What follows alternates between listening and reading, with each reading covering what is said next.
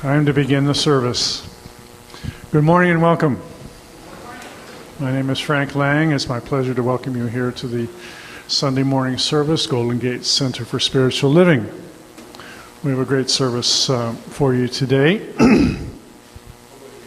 Mike Robbins and his wife, Michelle, are here. We'll be doing a workshop this afternoon. Sarah's running the show. Carol's gone for the day, if you didn't know that. Would you please turn off your cell phones? Anything that beeps or bleeps. Thank you. Now take a moment and greet your neighbors.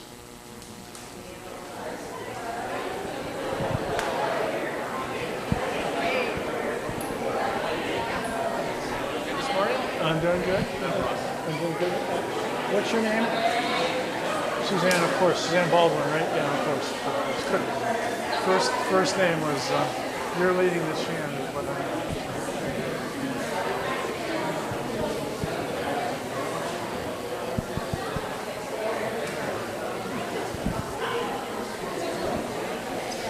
know. All right.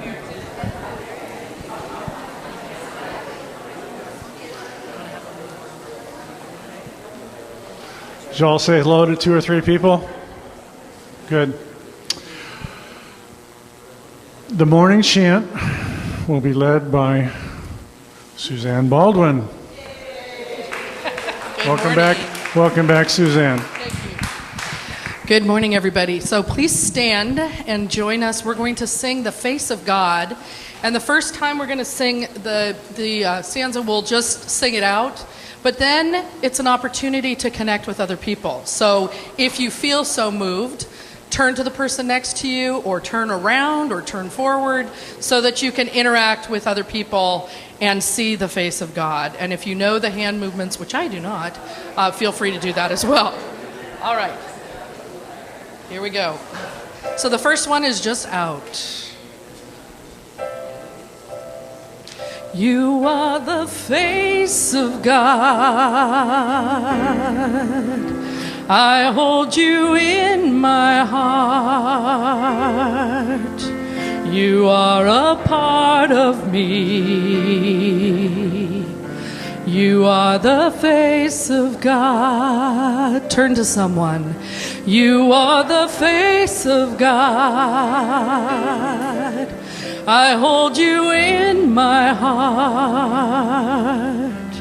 You are a part of me. You are the face of God. Find someone else. You are the face of God. I hold you in my heart. You are a part of me. You are the face of God.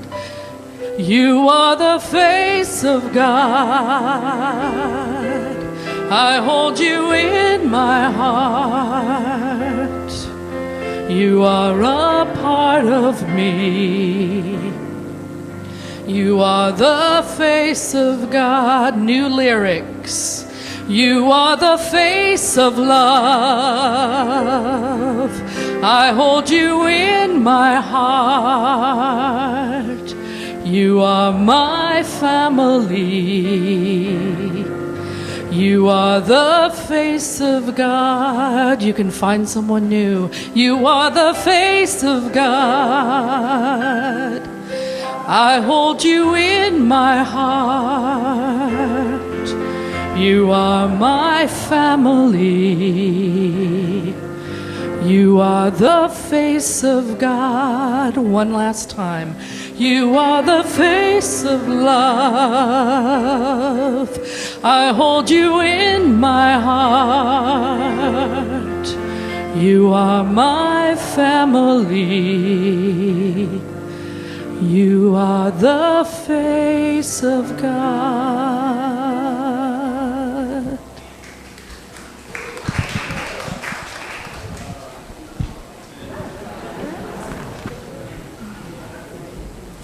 Good morning.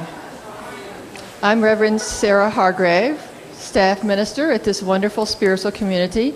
And what a wonderful way to have open hearts and connection to begin our service. I wanted to let you know Carol will be back next week. She's at the Northwest Centers for Spiritual Living Rally in Eugene, Oregon, representing us. She'll be back in 2 weeks because she'll be at Woman Spirit. That's part of the announcements. Thank you. I didn't get there yet. So normally we do a treatment right now, and we're talking about relationships today. And I was reading something last night from the man who was my spiritual teacher, Dr. Carlton Whitehead. And what I'd like to do is just invite you to close your eyes and to soak up and listen to these wonderful words. It's called, I am prospered by the harmony of life. The universe in and of which I am is one indivisible whole. Every element moves in harmony, in dynamic balance with every other element. In and all, through all, is mind and creative power. This is the science's way of saying God is one and all is God. The truth of truth fills my consciousness. The unity of being is alive in my awareness. The fundamental harmony of the infinite spirit permeates my thought and feeling. I sense the kinship I share with all life and with each unique manifestation of life. I am clear in the principle that my good is inseparable from the good of the whole. Any and all false belief that I could gain at another's expense or that another person could gain at mine is permanently dissolved in the full recognition that my supply of life, love, prosperity, and joy flows directly from the one inexhaustible source, which is equally available to everyone. I am constantly tuned to the universal harmony beneath all appearance of discord. In this attunement, misunderstanding miraculously clears. Divergent views discover their common aim. The energy of conflict is channeled into unified purpose. I rejoice as miracles manifest through my realization of God in all and through all. I am prospered by the harmony of life. And so it is. We have the wonderful guest artists today, Suzanne Baldwin and Russ Gualdo, who are our special, I think I messed up your last name, but okay. He's a wonderful musician. Thank you both for being with us.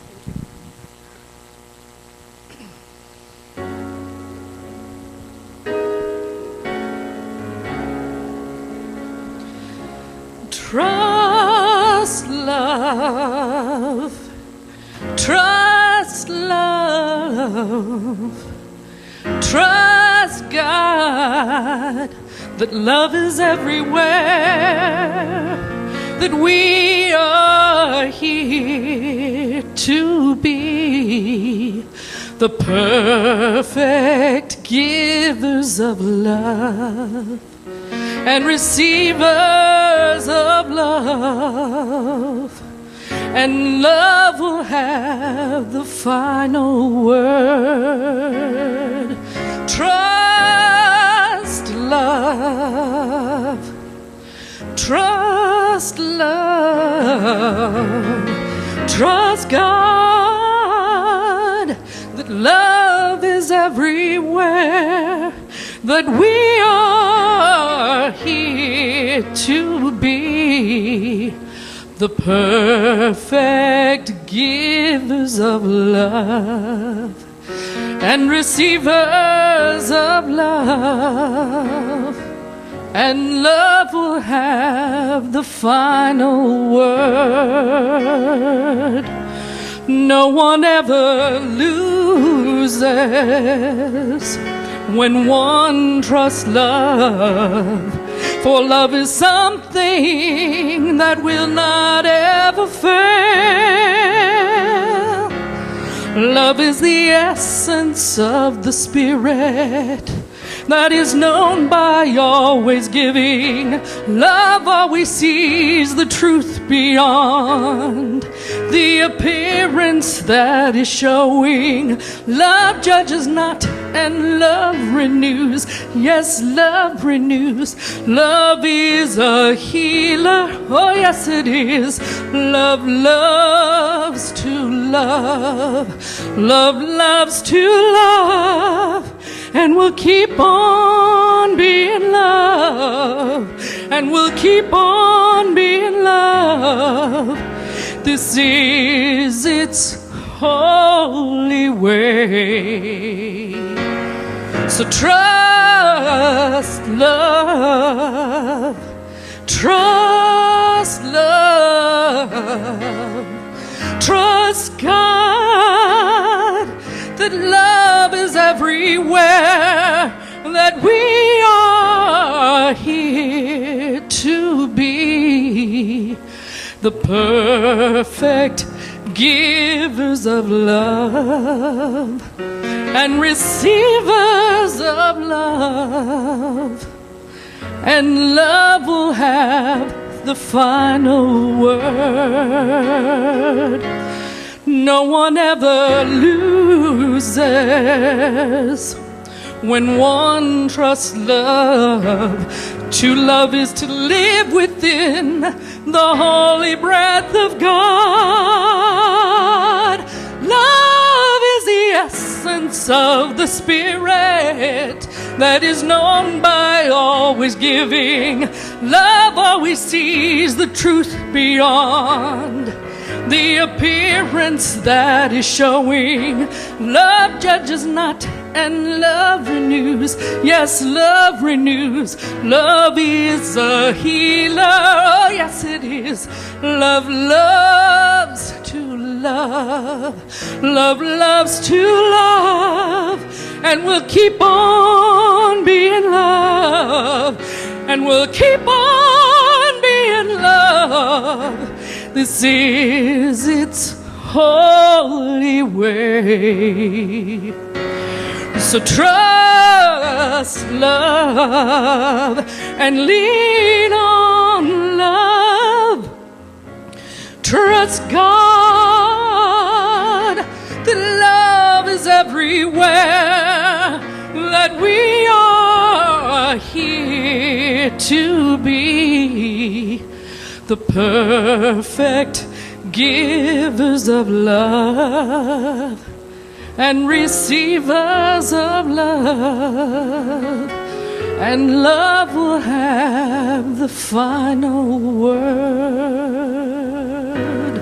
We are here to be the perfect givers of love and receivers of love, and love will have the final word. Love will have the final word.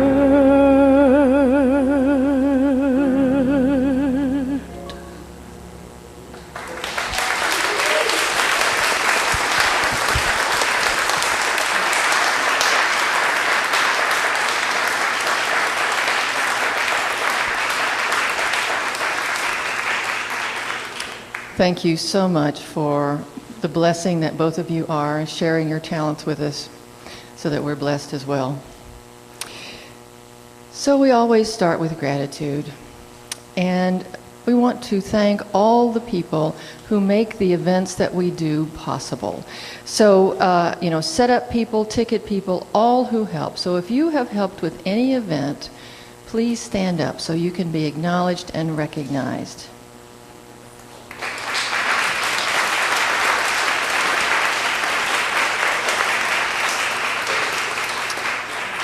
And I want to give a special thanks to Jane Roach and Barbara Paris, who worked so hard on the Joel Fotinos workshop that I understand they didn't even get to attend it. They were so involved. So we want to thank that. And those who are involved today in the workshop this afternoon with the Robins, would you stand?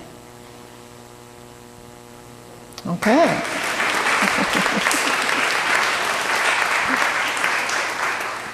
Thanks. And so now this is the time to send the children off to their lessons. What is their lesson today? What are we talking about? To be announced. What is it?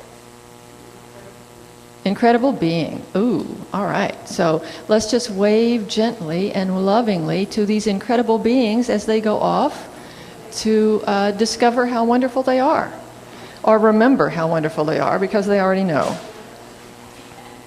So Mike Robbins and his wife Michelle are going to give a workshop on loving relationships today, and I'm sure that every one of you will want to be there once you hear them speak today. It's from 1 to 4 at the Learning Center, and they're going to talk about simple yet effective ways to create spiritual relationships in your life. Reverend Brent will be speaking next Sunday, and he's the one who leads the wonderful Heart to Heart team, so you come and listen to him with his wonderful message. Reverend Carol's foundational class is being moved to the daytime, and so she'd like to find out what day would work best for people, Tuesday, Wednesday, or Thursday class. So sign up today so that she knows what time class works best for you. Quick start. Gail Durkin teaches that, and it will be the last Sunday of the month on September 30th. It's a wonderful overview of this philosophy and a fun and easy format. So sign up for that today, and Gail's a great teacher. Read your bulletin for more. There's always more there. And we want to thank all of you who are here for the first time and acknowledge you if you are here for the first time or back after a long time or here all the time. So we're grateful for all of you because you are all a gift to each of us, and your presence is a present. The altar. Now, this is done by Jet. Jet, do you want to stand up?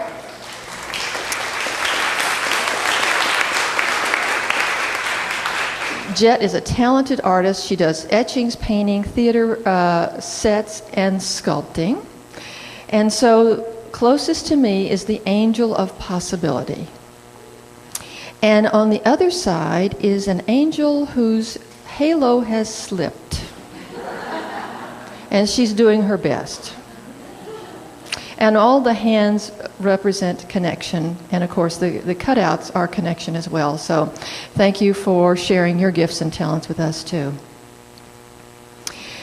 So now, Mike Robbins is a teacher, speaker, and author of 2 best-selling books, Focus on the Good Stuff and Be Yourself, Everybody Else is Taken. He and his work have been on ABC News, the Oprah Network, the radio network, and many more. He's a regular contributor to the Huffington Post, and his books have been translated into 12 different languages. And Michelle Robbins is a hypnotherapist, workshop leader, spiritual counselor who's coached, counseled, and trained individuals, couples, and groups for more than 10 years. She has a degree in human development, a master's in psychology, and now an honorary PhD in marriage and family, being married to Mike and the mother of 2 spirited girls. Mike and Michelle and their girls, Samantha and Rosie, live right here in Marin, and I understand they're celebrating their first 1 year as being in Marin. And speaking of anniversaries, this is our 2nd anniversary of streaming live. So we give thanks to the video team. We started this on September 11th, 2 years ago. And so today it's 2 years, and we say hello, wave to everybody who's around the world, actually. So now, without further ado, Mike and Michelle Robbins, what a treat to have you with us.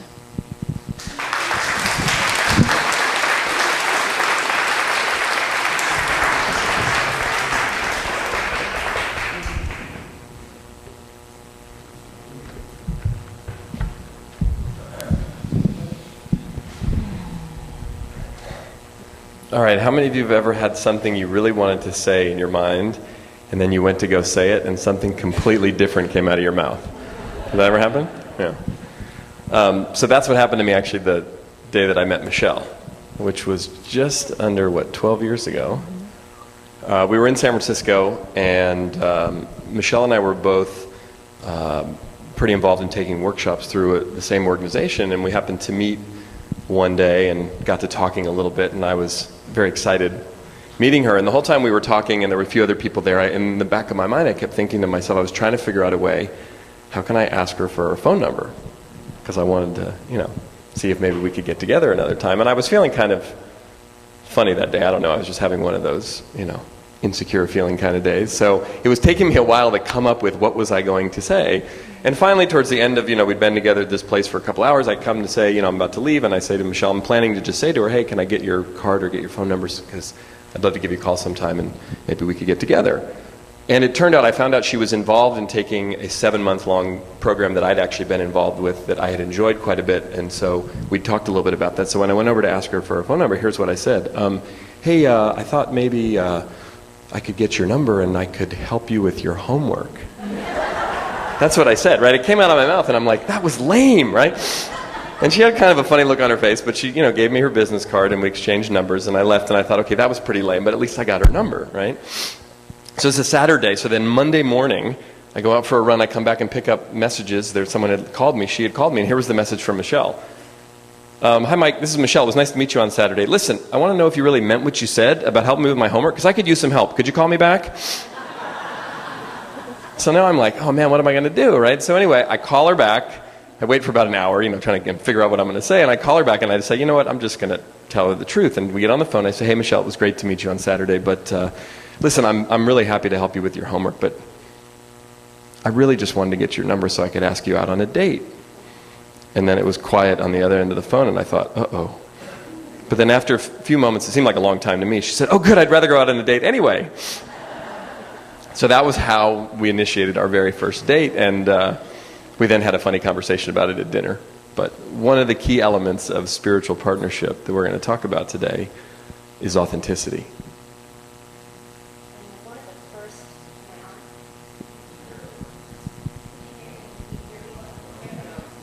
You're on. You just have to talk into the mic.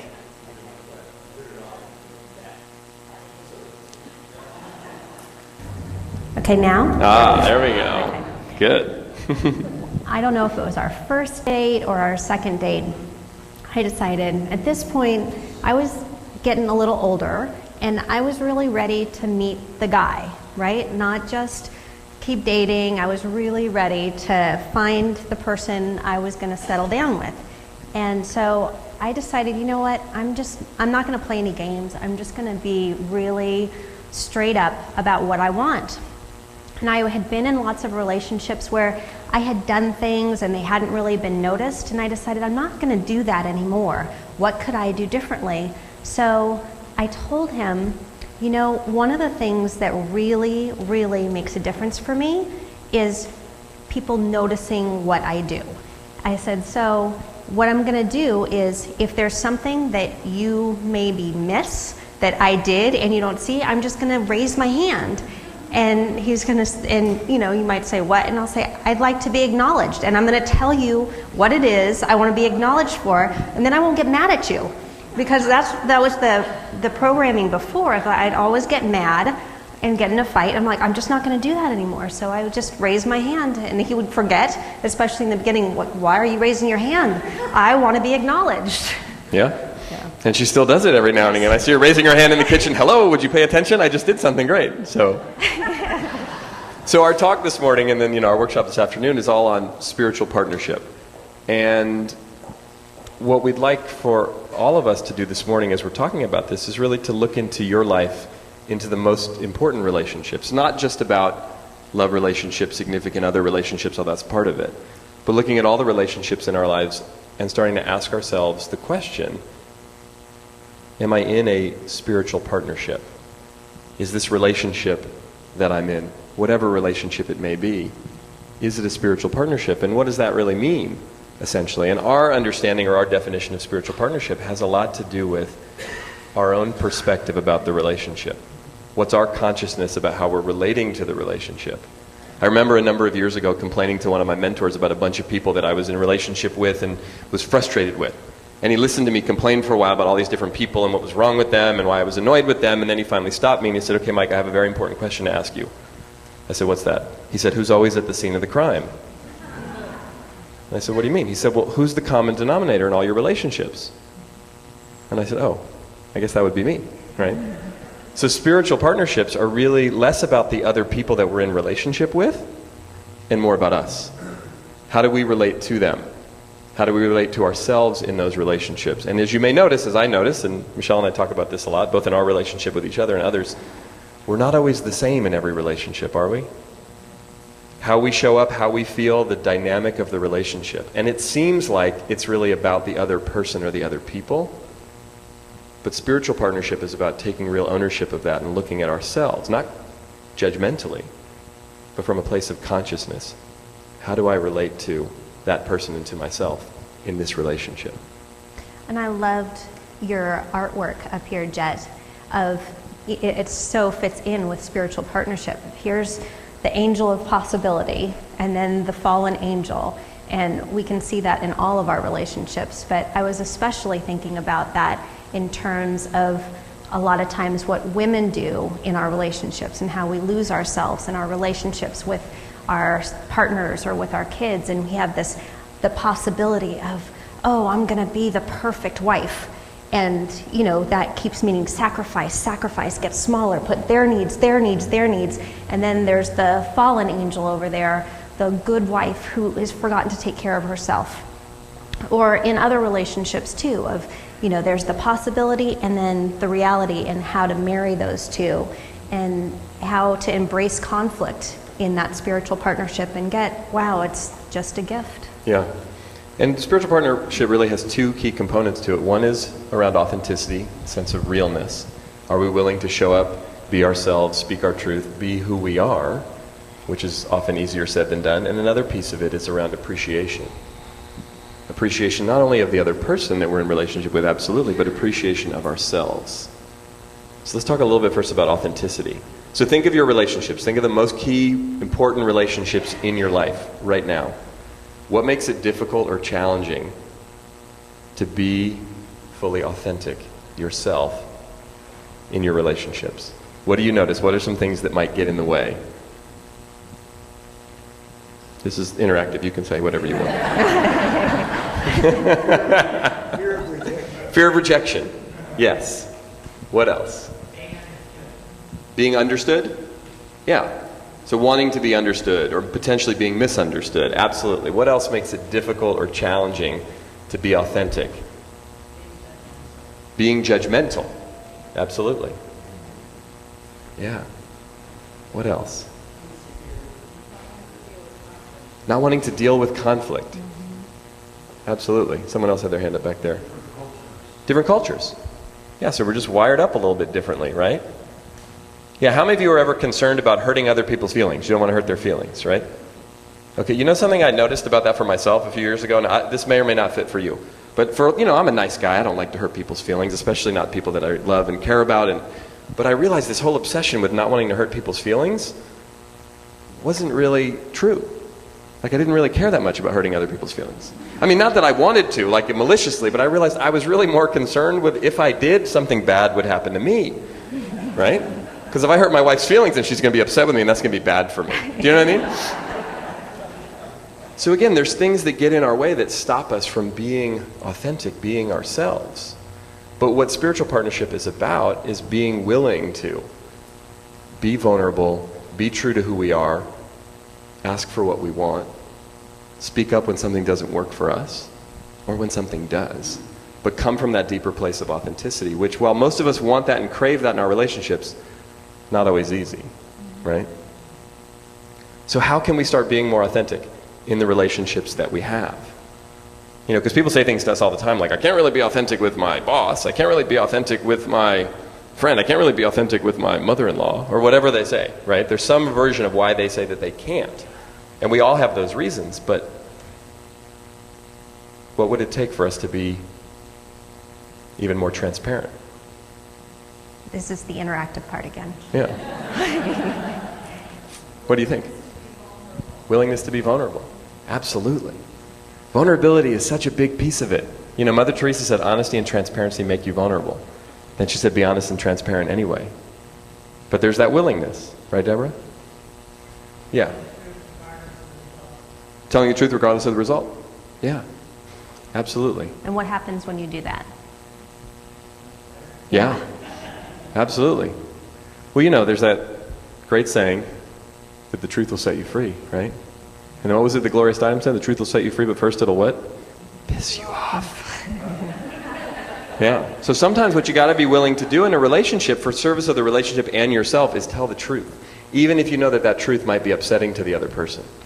And there's a way to do it with love. There's a way to do it with a sense of kindness. Right? But one of the things that we have to also take some responsibility for is the fact that we tend to blame other people for certain things. You guys ever do that? How many of you have ever had the thought or even said it out loud, you made me mad, or you stressed me out? Right? And look, those things happen, and especially in our most significant relationships. It's so important, but it's like, look, you probably heard the analogy before, but I always love to think of that analogy of the orange. Right? You heard this one? Right? So if I squeezed an orange, what would come out of it? If Michelle squeezed it, what would come out of it? If we handed it to Sarah and she squeezed it, well, it would be gross by now, but what would come out of it? If Sarah, right? Juice, right? Why? Because that's what's in there, right? It doesn't matter who squeezes it or how we squeeze it or if I hand it to Michelle and she steps on it and we throw it against the wall. It's because that's what's inside the orange. And the juice that you and I have in life is our emotions. And then what happens is we're in relationship with people, right? And Michelle says something and it squeezes a little bit of my juice out called fear. And instead of dealing with my own fear, I get mad at her. How come you made me scared? Don't do that. Or we blame, again, our boss. We blame our brother or someone else for creating that emotional experience. When in reality, what spiritual partnership is about is really looking at and dealing with ourselves authentically, like, wow, I got scared. Wow, I got angry. And when we do that, what can happen is it can deepen our own experience. And when we're off in our relationship, sometimes feedback comes from the universe. Michelle has a funny example of, you get it in different ways of when relationships really fit and when they don't, or when we're being authentic in a relationship or when we're not. So even though it's hard for Mike to believe that I did have boyfriends before him, I was engaged right out of college, and not for the greatest reasons. It just felt like, oh, this is the right time. This is when I'm supposed to. And it was really safe, too. I had had some experiences that I was like, I just want somebody very, very safe right now. So I had somebody very, very safe ask me to marry him. And I said yes. And at our engagement party, afterwards, everybody got violently ill, both ways. And there wasn't anybody at the engagement party that was not affected. And I was like, that might be a sign that this is really probably not the best fit. And shortly thereafter, I went and tried on wedding dresses. And I went and put one wedding dress over my head, and my neck just snapped and wouldn't move anymore. So thankfully, I went to a chiropractor, and we worked on it. And then I was really thinking, I wonder what this really means. And called off the engagement. And several years later, met Mike. So it was a very good thing that that didn't happen. But, just really looking for signs and going, oh, well, what is the universe trying to tell me here? Yeah.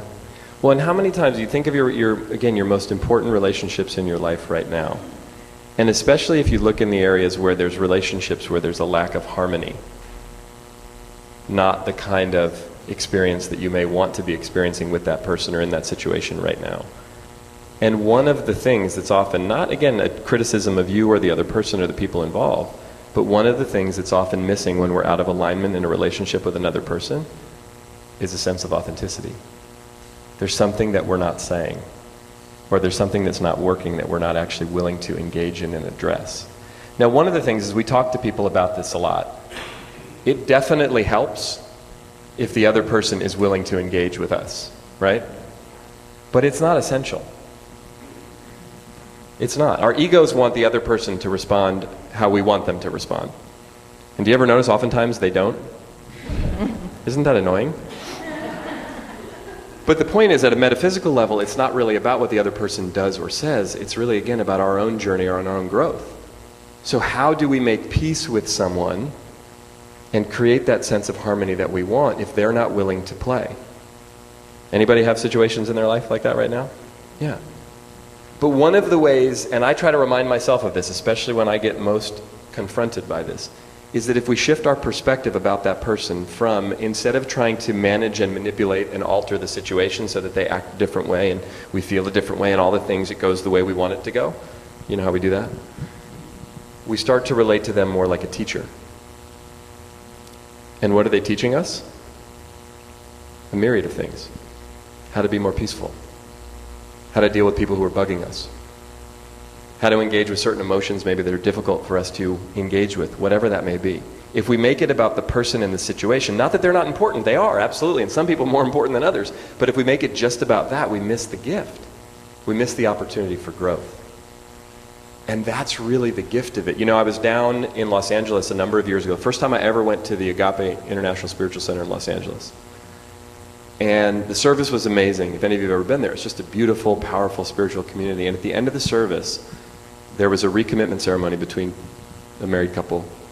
I think they'd been together for 15 or 20 years or so. But they got up on stage, and Reverend Michael, the minister there, very briefly did this powerful recommitment ceremony. Here's what he said. He turned to the woman and he said to her, "Your job is to be his biggest fan and his greatest critic for the purpose of his spiritual development."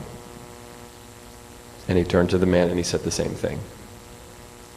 And when he said it, I was sitting there and had been so moved by the whole service that I just started sobbing. Michelle wasn't with me. I ran out of the church and called her on the phone and I said, "I think I just realized something, that it's both of those things. What it takes to really be in partnership with someone in that way, in that spiritual way, is being willing to champion them, be their biggest fan, which is all appreciation, but also being willing to say those things. And not that it's our job to fix and change the people around us, although sometimes we think it is, but sometimes if we're not willing to say it to the people that we love, from a place of love, from a place of care, from a place of concern, not only does it get in the way of our relationship with them, but that may be the exact thing that they need to hear that's going to really make a big difference in their own spiritual development. So that's what being authentic is all about in our relationship. Not always easy, and definitely easier if the other person's willing to sort of play with us in that way. But the other side of it is appreciation. Appreciation. So when you think of appreciation in the context of relationships, what do you think of? What does that mean? What comes to mind? Acknowledgement. Approval. Absolutely. What else? Being present. What else? I'm sorry? Presents. Yeah, well, getting presents. Yeah, absolutely. Anybody who likes to get presents? I like to get presents. Yeah, absolutely. You get some acknowledgement, some appreciation. You know, one of the ways it looks is also, Michelle and I were just talking about this morning, is taking care of ourselves. Really honoring and taking care of ourselves as a way to appreciate the people in our lives, right? And why is that hard? Yeah, what makes that difficult? Sorry? We think differently, yeah, than the other person. Yeah. How many of you find that sometimes you're a little critical of yourself? Anybody ever get, yeah. You know, our girls are here and they're 6 and 4, and one of the things that Michelle and I noticed with both the girls, and I remember specifically when Rosie, our little one, was about a year, maybe not even a year and a half, just where she was just walking, but we had these long mirrors in the house that we used to live in Concord in the bedroom, remember? And Rosie would walk by the mirrors, remember Rosie? And she would see herself in the mirror and she would get so excited to see herself and literally run up to the mirror and kiss the mirror. Right? When was the last time you did that when you saw yourself in the mirror? We don't do that, do we? No, because what if we related to ourselves that way? What would people say? I think it'd be great, right? It's very attractive in relationship. You know, a friend of mine, Susan, told me this great story that she was somewhere, she walked into an elevator and there was a man in the elevator and she walked in and opened and he was just beaming and he was so happy and excited. And she looked at him and she said, "You're like beaming, you're amazing." And he said, "I know, I'm just so in love with myself." And she literally gasped and was like, "Can you say that out loud?" But yeah, we have this notion that we somehow can't. But what if we could? What if we could? And what if that was a piece, not only a piece, but a foundation of our relationships? Because I know in my relationship with Michelle specifically, the more she loves herself, the better she takes care of herself, the easier it is for us to be in relationship. And vice versa, we know that about each other. And there are times that we have to really honor that and remember that and support one another, but also support ourselves. And the challenge is that we often think, especially like with us, we have young children, it can seem very selfish. Right? Well, you can kind of also get into the new age argument in your head of, well, if I feng shui my garage, then I will have more energy, and then you get obsessed about where everything is in the garage and you're not taking care of yourself. It's that like, how do I make sure that I still do my angel cards if I'm clearing out the garage at the same time, you know? Absolutely. Well, and one of the big things too as it relates to appreciation is to realize the power of it. Like the physical power of it for us. So why don't you just take a moment actually and close your eyes. And just imagine now somebody, someone, and it can be a person, it can be a pet, but imagine someone, something that you appreciate. Someone you can think of fondly. Think of the things you appreciate about them. Let yourself feel that appreciation coming in. Thinking the things that you love about them, what difference they make in your life.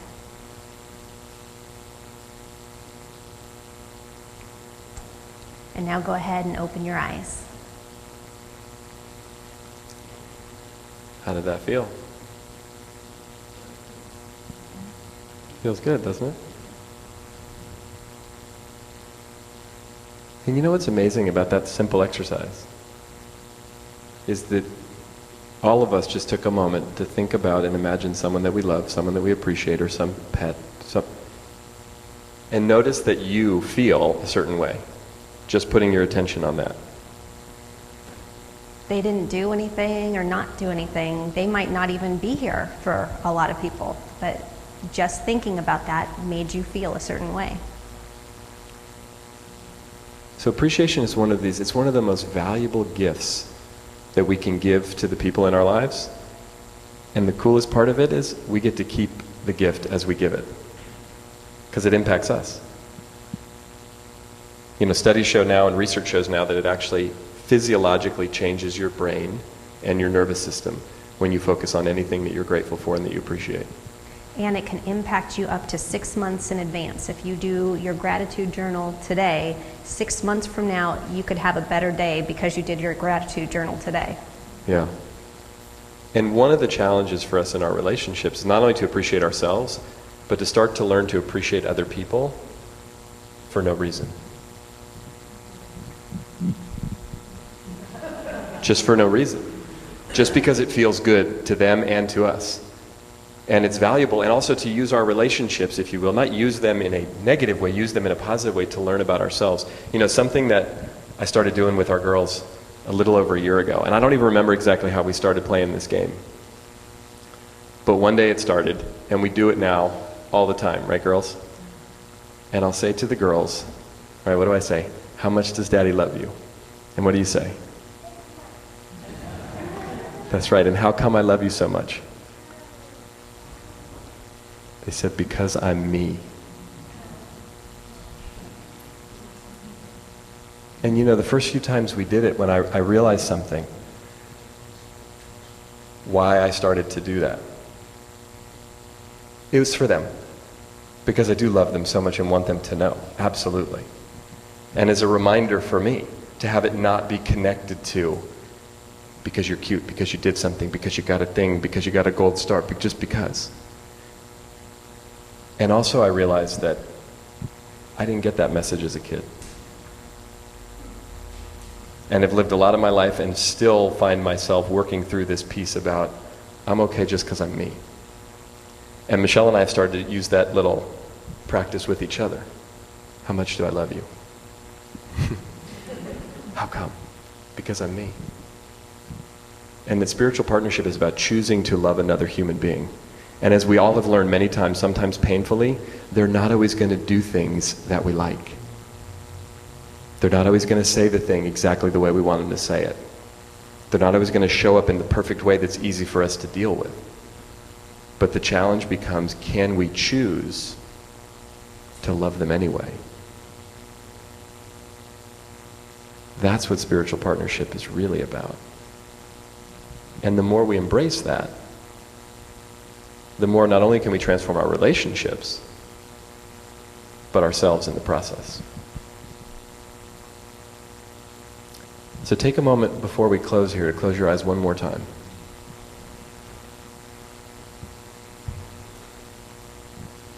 And bring into your awareness someone where you'd like some additional love or some healing in a relationship right now.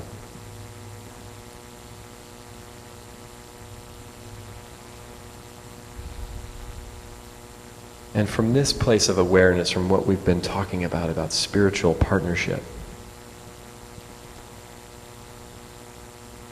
what can you see? What can you offer? What comes to you in this quiet moment? What's wanting to emerge in this relationship? The gift of it, the lesson of it, the beauty of it. And remember that this relationship is really about you, about your spiritual evolution.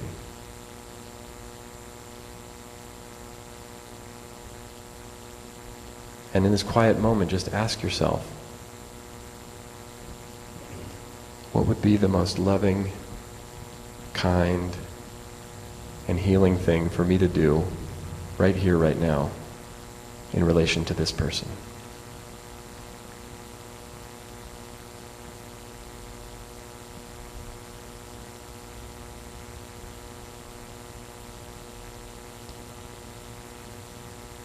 Take a breath. And open your eyes. Did you get any messages? Yeah, spiritual partnership is really about us trusting ourselves and listening to ourselves. Is there anything you want to say before we close? No. Okay. We'll close with one final piece, one other story, just to kind of bring this all full circle. Because a lot of this piece around trusting and around spiritual partnership, again, is trusting that things are unfolding or evolving the way that they're supposed to, if you will. A few years ago, I had a situation that showed me something in a really profound way. I was actually with Samantha, our older daughter, who's now 6.5, but this was 2 years ago, so she was 4. And we were, some of you know, because I've spoken here a few times, and you know a little bit about my background. I played baseball for many years. And when I played in college, I played at Stanford. And so I was taking Samantha to a baseball game at Stanford. I was actually at Cal. They were playing the Bears, but Stanford was playing them. So we're driving over to the game. And we're on our way. You remember, Samantha? It's just the two of us in the car. It was a big deal. She had the week off from her preschool, spring break. So we're taking her to the game. And as we're driving to the game, Samantha's sitting in the back seat, and she says to me, "Daddy." I said, "What?" She said, "Are you going to play in the game?" And I said, "Well, no, honey, I'm not going to play." She said, "Well, why not?" And I said, "Well, Daddy doesn't play anymore." And she says, well, yes, you do, because we have a little alumni game down at Stanford, and the year before I had played in the alumni game, and I put my uniform on, and I played at Stanford, and then I played professionally for years, and then I injured my pitching arm, and I stopped playing baseball. It's about 15 years ago. But so I say to Samantha, no, Dad doesn't play anymore. Yes, you do. And I'm trying to explain to her, well, that wasn't a real game, and Daddy got an owie on his arm, and I'm like trying to, and I'm not doing a very good job of explaining what happened. And finally, I somehow or another get the point across, and she says to me, okay, so you got hurt, so you can't play anymore. And I said, that's right.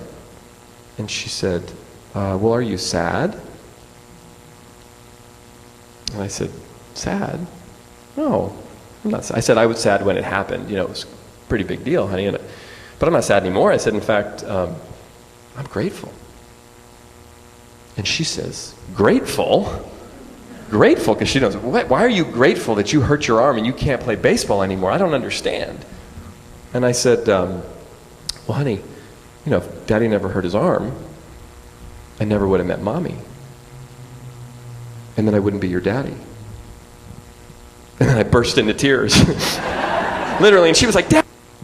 But when we open up to spirit and trust, all the relationships in our lives have the possibility of being spiritual partnerships if we choose that. Thank you very much.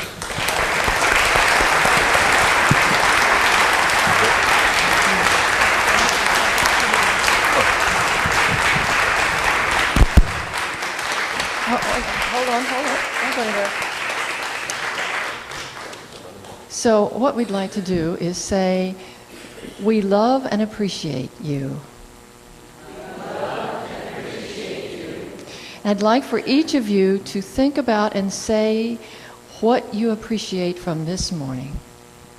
Just randomly, just all together.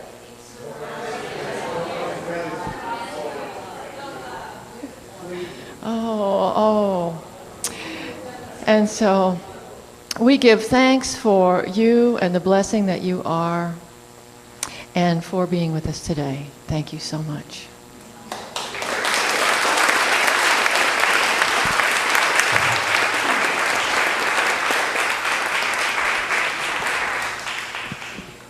And just a reminder, there's a table behind where Mike's books, Focus on the Good Stuff and Be Yourself, everybody else is already taken. He'll sign them, and if you already have a copy, he'll sign a copy for somebody you want to give a gift to. And he also has a CD called The Power of Appreciation, and those are normally $20, but if you buy 2 books, you get one free. So,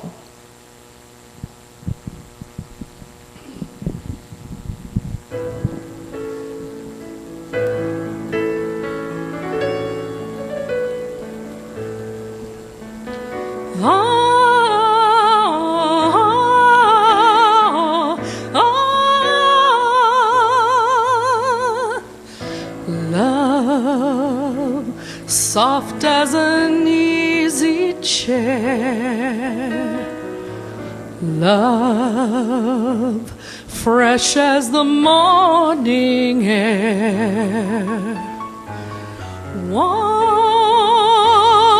love that is shared by 2, I have found with you. Like a rose under the April snow, I was always certain love would grow. Love ageless and evergreen, seldom seen by 2. You and I will make each night a first, every day a beginning. Spirits rise and their dance is unrehearsed. They warm and excite us.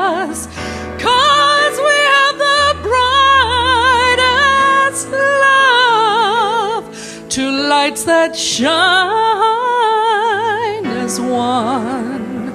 Morning glory and midnight sun. Time we've learned to sail above. Time won't change the meaning of one love, ageless and ever.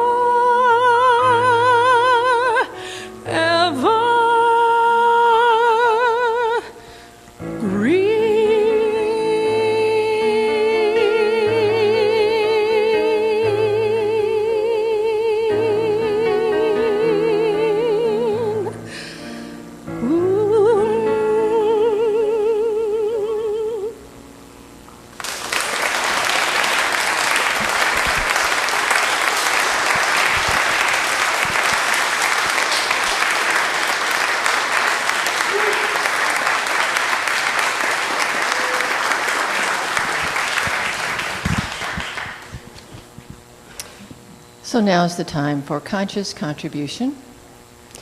The program today, Mike and Michelle, and the music, and this wonderful space, and all the staff are possible because of your wonderful contributions. And because of your presence, because your presence is a gift to us. So take a moment as you prepare your contribution and bless it as the baskets are passed, and turn to a neighbor and say thank you for the contribution you're making for being here.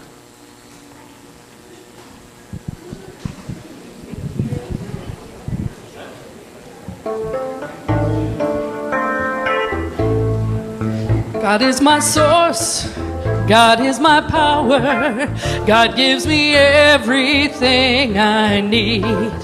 So I give thanks for all my blessings. God gives me everything I need. Sing it out. God is my source. God is my power. God gives me everything I need. So I give thanks for all my blessings. God gives me everything I need. God is my source. God is my power. God gives me everything I need. So I give thanks for all my blessings. God gives me everything I need. One more time, like you mean it. God is my source. God is my power. God gives me everything I need. So I give thanks for all my blessings. God gives me everything I need. God gives me everything I need. God gives me everything I need. So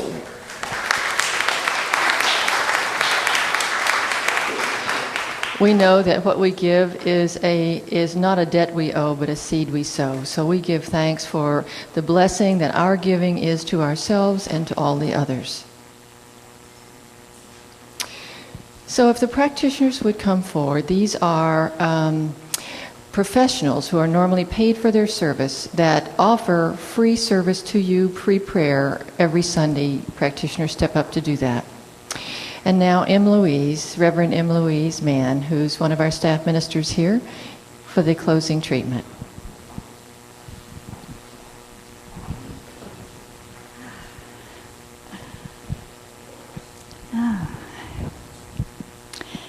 And now if the rest of the practitioners that are here, if they would just surround the room.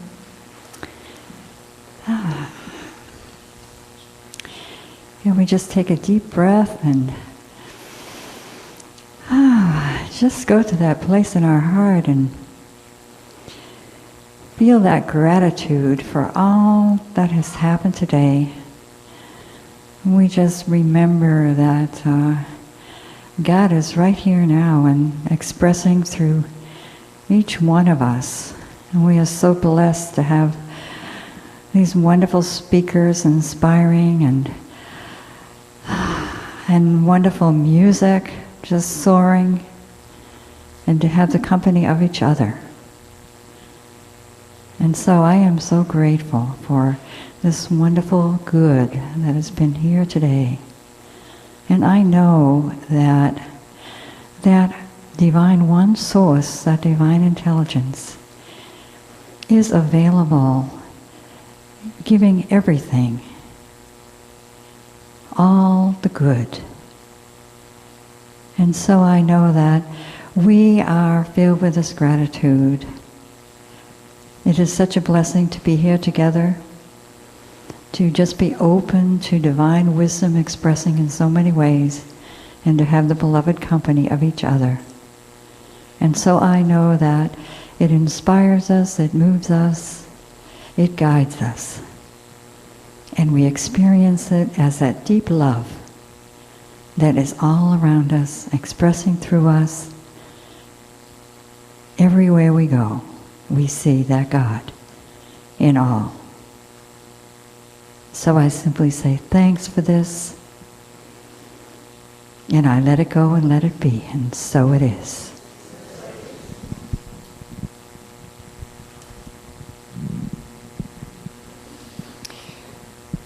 So if you'd like to stand for the affirmation and the closing song, and since there's no PowerPoint today, I'm going to say the words and you can say them after me.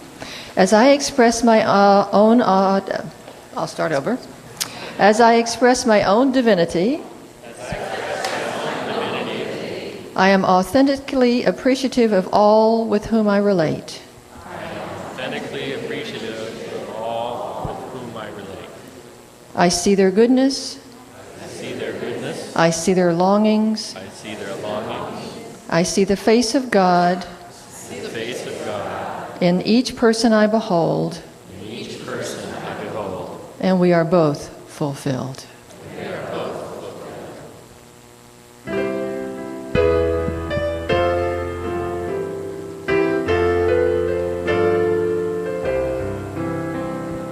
Let there be peace on earth, and let it begin with me. Let there be peace on earth, a peace that was meant to be, with God as creator. Family all are we. Let us walk with each other in perfect harmony. Let them begin with me, and this be my thought now.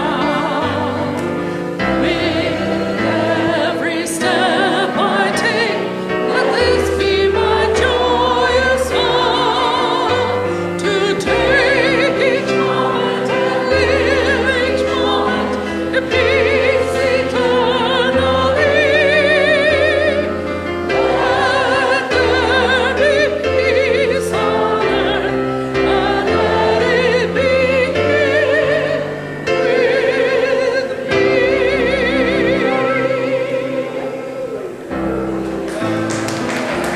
And don't forget the workshop this afternoon at 1 o'clock at the, don't forget the workshop at 1 o'clock this afternoon at the Learning Center.